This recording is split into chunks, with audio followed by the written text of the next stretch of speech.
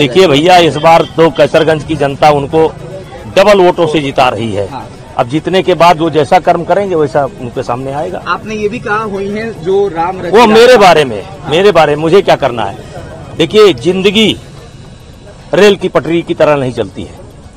जिंदगी नदी की धारा की तरह है और नदी की धारा अपना रास्ता बदलती रहती है। इसी को थर्ड फोर्स कहते हैं, इसी को ईश्वर कहते हैं।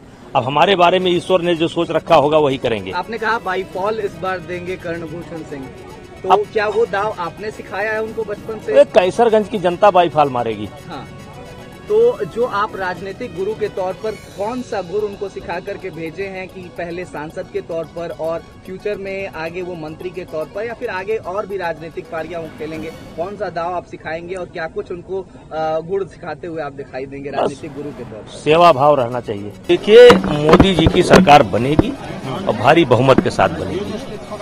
उछल कूद बहुत हुआ है लेकिन कोई फर्क पड़ने वाला नहीं। नेताजी कर्णभूषण सिंह के तौर पर उनकी प्रत्याशी होने के तौर पर उनकी दावेदारी को कितना मजबूत मानते हैं? क्या आपका रसूख जो था, दबदबा था, उसको आगे बढ़ाते हुए कर्णभूषण आगे दिखाएंगे? कर्णभूषण सिंह हमसे अच्छा काम करेंगे और आप अभी पता कर सकते हैं कि उनका व्यवहार, मिलने का तरीका, बात करने का तरीका, नियम से रहना, नियम से उठना, एक्सरसाइज, वो सारी चीजों से जुड़े हुए हैं। खिलाड़ी भी हैं और सीधे हम लोग गांव में रहते हैं। हमारा पूरा परिवार जो है गांव में रहता है और गांव का संस्कार खूब अच्छी तरीके से बच्चों को मिला है। जो तमाम आरोप आपके ऊपर लगाए गए, क्या वो उस आरोप के कारण वोट बढ़ेंगे?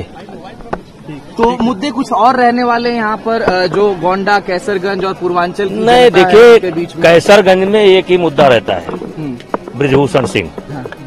और जो आरोप लगाए हैं इन लोगों ने, उसके कारण कैसरगंज लोकसभा में वोट बढ़ने वाले हैं। नेताजी, जिस तरीके से आपके बेटे पहली बार चुनावी दंगल में उतरे हैं, तो कौन सा चुनावी पैतरा आपने सिखाया है कि जिससे जीत हो सकती है? बाईफॉल मारेंगे और क्या है, बाईफॉल। तो मतलब क्लीन स्वीप की तैयारी? बाईफॉल चित। विपक्ष को आप किस तरह से देख रहे हैं? वोटिंग का निशान। हाँ, ये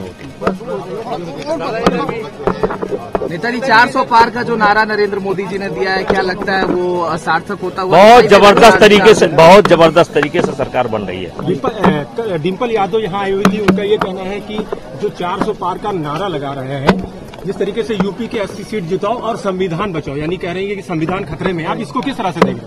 देखिए, वो अपनी पार्टी की नेता हैं, पूर्व मुख्यमंत्री की पत्नी हैं, अपनी बात रखने का उन्हें हक है। पूरे हमारे देवीपाटन मंडल की जनता, यूथ, गरीब सब प्रसन्न है, क्योंकि यहाँ कर्णभूषण सिंह का यूथों से बड़ा अटैचमेंट है।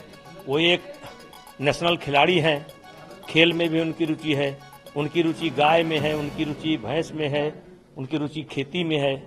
तो हमारे क्षेत्र की जनता बहुत प्रसन्न है।